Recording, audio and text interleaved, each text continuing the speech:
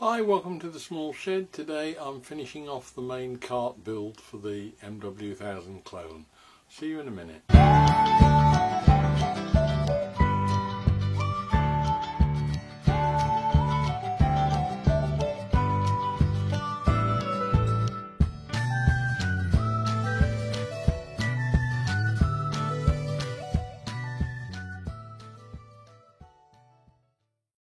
Now, having got the main framework completed last week, it's time just to finish it off with top, drawers, handle, one or two other bits and pieces of tidying up. So hopefully by the end of today we'll have the cart as near as damn it finished, with the exception perhaps of drilling the holes in the top. But let's just have a look and see how I got on with it. Now, one thing I've been concerned about with the design is deflection. The Festool MW1000 is rated at 100 kilograms for a loading on the machine, and I'm assuming that's on the table and not uniformly distributed. Now at the moment that is showing 898 millimeters to the top of the level.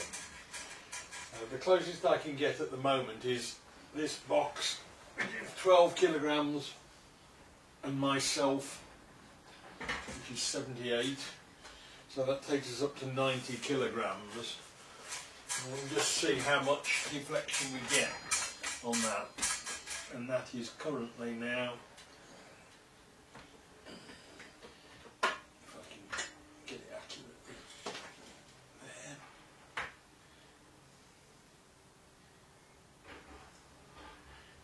there, 897.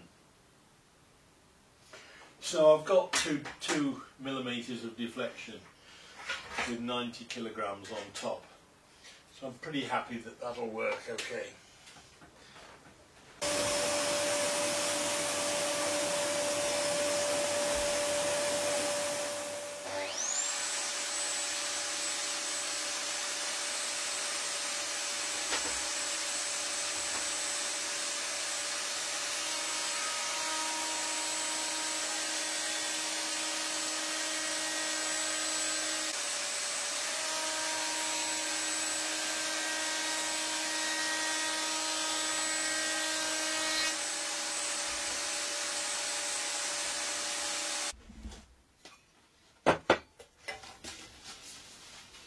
Now the top of the MW1000, doing the same as I did with the work table, 6mm rebate all the way around the underneath, 45-degree chamfer on the top. That should now just fit within the confines of the slots on the 4040, so that given a little bit of work to get the clamps in, I can actually use the clamps on the front. I'll be able to go in to that, slide in from either end. Now I'm just modifying the runners on the side of the Festool drawer. I bought some 8mm pan head screws. These should fit inside the runners without causing any friction or damage or clash with any of the other parts. I've also had to drill out the brackets that are on the side of the runners to 8mm. They're about 6.5 or 7 at the moment, and then bend them very slightly so they just allow a little bit more room for the heads of the bolts to clear the inner workings. But having done that, it's fairly easy then to screw them into the channel. All I've done is put a couple of T-nuts into the side slider, and then those will then fit in, can be done up from the inside. One of them is accessed through the web of the existing drawer runner on the Festool drawer, but they just bolt in tighten up.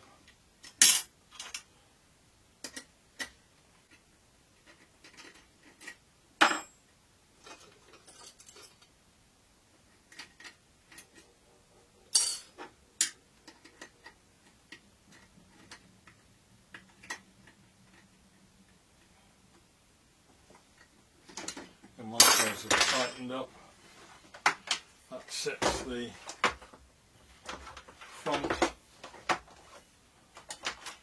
the drawer along with the front of the side support, and those will just slide in now into the workbench, I hope. The whole thing was basically done around that width of that drawer. The whole thing was designed around that width, which is why it is as wide as the Festool one is. I would have liked to have made it a few, probably 50mm narrower, but I was constrained by that. The only alternative would have been to have put an L bracket on top of there that would have allowed the drawer to have gone out slightly wider. But we are where we are.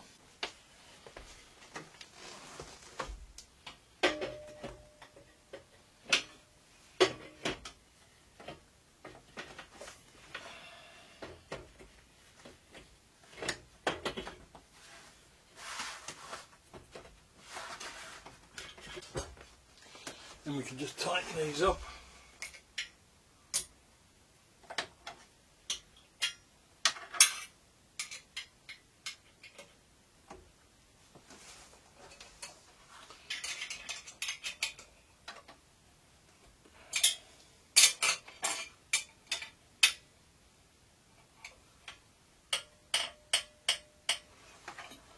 With any luck, we then have a working Festool drawer fitted.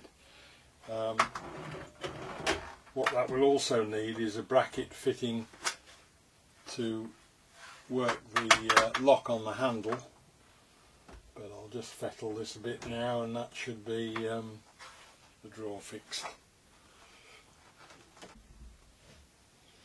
Now I've cut a scrap piece of aluminium for a new back and been experimenting with that. What I've done, I've milled out, not entirely successfully, but it doesn't matter because I've still got the original rail that came out of here to have another go at. But I've milled out two slots which are the width of the web itself, and it goes very slightly larger than the web, and what that will do is enable me to put the Festool or any other rails, guide rails for the circular saw, the plunge saw, into there. And that's an 800. You can get a 1080 will come up to about there, depending on headroom. Anything you like will fit in there. There are two of those that will allow you to carry two rails, which seemed a useful addition without a massive amount of extra work. They sit down in the bottom web, and I don't think I need to do any more work down there. I think that will hold in there. The other advantage is that it's also enables that back rail, which hasn't got any access from either end. It does mean that the clamps will also work in that space by just dropping them in through those slots, whereas on the ends I shall cut out the black end cap slightly to allow the clamps to slide in and out, and on the front there is also got to be a cutout made in the black end caps. So that's worked quite well. What I'm going to do now, that was a sort of, there are two examples there of the one thing I was talking about the other week that was dangerous, and that is mission creep or project creep. In this instance, that was a very short diversion just to see what if, and it did involve me in an hour or two's extra work, but it's proved worthwhile. The other thing I'm going to do is, it suddenly dawned on me the other day that that would make an ideal router table as well. Or I could put on a router table with a proper insert in it and use this as a router table. And the only thing that I would have to do at the moment to sort of future-proof that is to make the top removable. So rather than just screw blocks in from underneath, I need to have some sort of a arrangement whereby I've got one block attached and one that will swivel on a screw or a bolt, and we'll just click in so that I can then take that off and fit a router table at a later date, make another top with an insert in it. And I don't consider that to be mission creep too much, because it's just slightly changing the way I was going to fix the tabletop anyway, and I'm not going to get sidetracked by the router table at the moment. That will be for another day. One of the other dilemmas I had was locating the table, attaching the table to this. It's easy enough with the MFT table, it hooks over the top, but actually attaching it to this was going to be a slightly more difficult thing. What I've eventually done is fairly simple. It's just 2 button head screws in inserts in there, and the table will slide on, and hopefully now that is, at the moment that is set so that there's probably at most 1/4 millimetre slop in that. It will need a little bit of slop just to get the access, but that one is much tighter. That one actually fixes it on its own. So there's just a little bit of tweaking to get those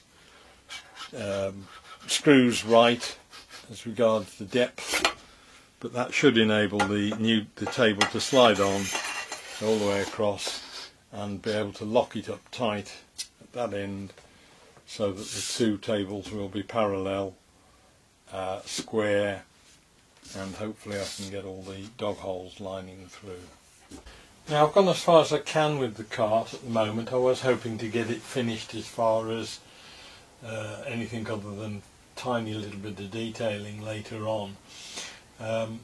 But I've run into a major problem, because I had ordered the aluminium for the handle, and I said when I unwrapped it, it looked rather hefty, and it was a bit bigger than I was expecting. When I come to check it, I find that against the 40/40 aluminium, it is in fact 45mm aluminium that I've ordered, and therefore it's bigger than I wanted. That's why it looked bigger. So I've ordered some more, but I've got to wait a few days for that to come through. So unfortunately I won't be able to get the handle fitted now until the last video, which will be after the table's made. Now I've actually got the table built. One of the things I needed was to carry it on the back of the cart. I've put a couple of brackets down at the bottom that I've made out of aluminium. There are a couple of side pieces that carry the handles as well, but they serve a double purpose in that the table will now sit on the back of that, and once that's on there, all I need now is a couple of, I've bought some small pins that retract when you pull on a small ring on them. Those will be tapped into the side of those rails there, and that should stop the table from coming backwards. It's retained at the bottom, so I think that will hold the table fine. So I don't need a strap, but I thought I would on the actual legs themselves of the table. What I'll do for the handle, when I get the new aluminium, it will be fitted to these T-brackets that I've made, and they in turn will have a threaded pin that will go through into the carrier plate there, and that will then enable the handle to swivel. And again, similarly to the pins on the side, I'm going to put these little retractable pins in that will register and give me a series of angles that I can hold the handle at, and it'll lock them in place. So I'm just waiting at the moment for countersunk bolts, a couple of bigger pins and the aluminium for the handle, and once that's there I can wrap the whole thing up. But it does seem to be working okay. Well, that's it as far as I can go for the moment. As I said, I've got problems with materials that I need to get, and they should be coming through in the next week or so, during which time I'll build a table. That will be starting next week, and I hope to see you then. Bye!